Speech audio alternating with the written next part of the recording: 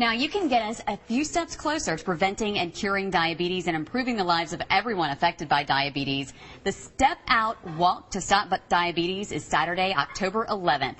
This is Dr. Anita Kimmerly, and she's an endocrinologist with the Diagnostic and Medical Clinic at Infirmary Health. And also Carol Grant is with us this morning. She's a special events coordinator for the American Diabetes Association. So how will this walk help put an end to diabetes? Well, the funds raised from this walk support research, education, and advocacy for the 29.1 million Americans living with type 1, type 2, and gestational diabetes. And what's great about these events is that some of this money does stay right here in Alabama. That is great. It's good to know that it's staying local. I think we've all seen the commercials with Bret Michaels saying diabetes has been called a silent epidemic. Let's call it out for what it is. Dr. Kimmerly, what does that mean? Explain that. Well, diabetes often can go undiagnosed for many years before it becomes clinically evident, and I think that's where the silent part comes in. And the incidence is really increasing rapidly, and this is felt to due to the problem of obesity and genetics, inheritance.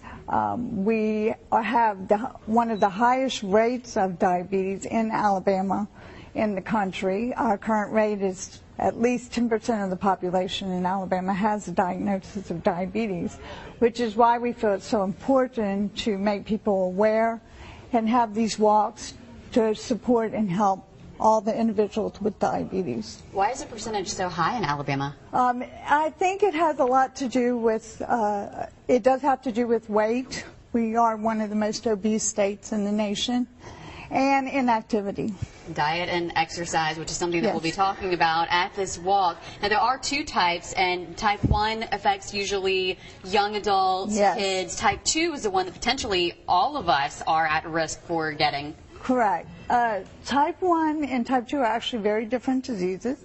Type 1 is a absolute deficiency of insulin, and usually presents at an early age, although we often do see it now even more frequently as a young adult, and requires the administration of insulin for treatment. Of course, diet and exercise are important for those individuals also. Now, type 2 is more of a resistance to the insulin, inability to produce enough insulin, and the liver produces too much glucose.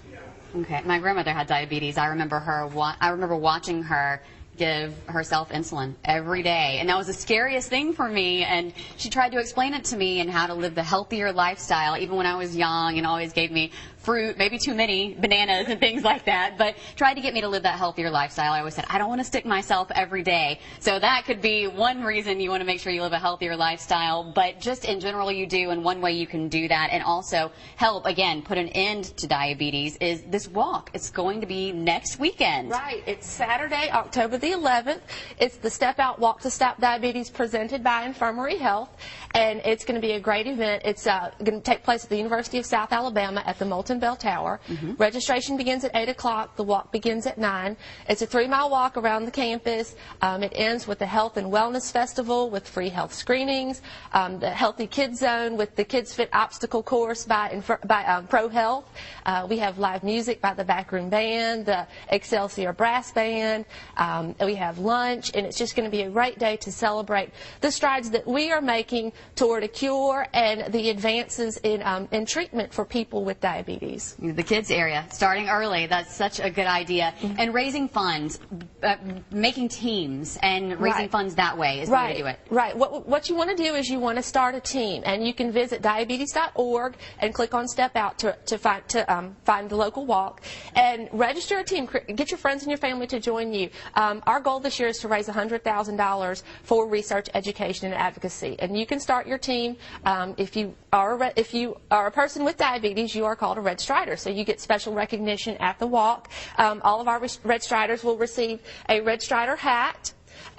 If you raise $100 or more, you will receive the Red Strider T-shirt, and all walkers will receive, who raise $100 will receive a T-shirt. And our goal is to have everyone be a champion for diabetes and raise $1,000 so that we can find a cure for this disease and treat this disease and do what we need to do. Yeah, so tell your friends, tell your family, create that team, and walk. Everything we've been talking about is also on Fox10TV.com on our Studio 10 page. The Step Out Walk to Stop Diabetes is Saturday, October 11th at the University of South Alabama. Register at the Moulton Bell Tower, 8 a.m., and start walking at 9. Thanks so much, ladies. Thank you. Thank you.